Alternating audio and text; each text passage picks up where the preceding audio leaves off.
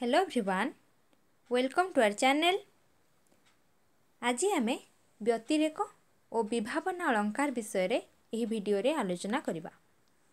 प्रथमे आलोचना करिबा व्यतिरेक अलंकार कहिले कोन ना उपमान ठारू उपमेयर आधिक्य कथित हेले व्यतिरेक अलंकार होई थाए। उदाहरण कोन रहिछि ना नीलिमारे बामा चारु केश पास तो नील बिचिकी कला उपहास चिलिका काव्यर उदाहरण। एठारे उपमान हेउछि चिलिकार नील बिची, से जो नील बिचीर शोभा ठारू उपमेय पद्मावतींकर केशर शोभा अधिक बोली कथित होइछि। एठारे उपमान अपेक्षा उपमेयर आधिक्य प्रदर्शित होइछि, सेथिपाई यह हेउछि व्यतिरेक अलंकार। तापरे आमे देखिबा विभावना अलंकार कहिले कोन। बिना कारण रे कार्यर उत्पत्ति हेले विभावना अलंकार होई थाए। विभावनार अर्थ हेउछि कारणर विचार।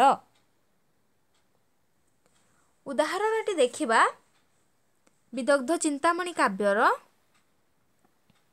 अनल नुहई देह दहई अस्त्र नुहई मरम भेदई नुहई तो जल बुढ़ाए कूल नुहई मादक करे विफल नुहई बड़सी बले मीन मन नि आकर्षी। एठारे कौनसी कारण अनल अस्त्र जल मादक बड़सी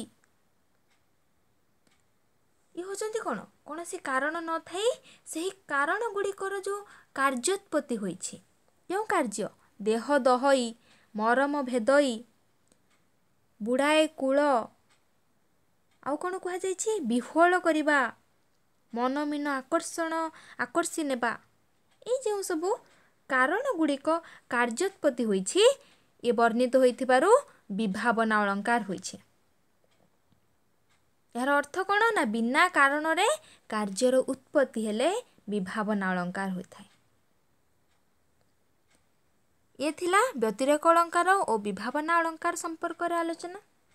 जदि आपण मानक वीडियोटी भल लागि थाए ताहाले लाइक करंतु, फ्रेंड मानक सह शेयर करंतु एवं आम चैनल टी को सब्सक्राइब करंतु, जहा फल कि प्रतिटी वीडियो रो नोटिफिकेशन आपण माने यथाशीघ्र पाई परिबे।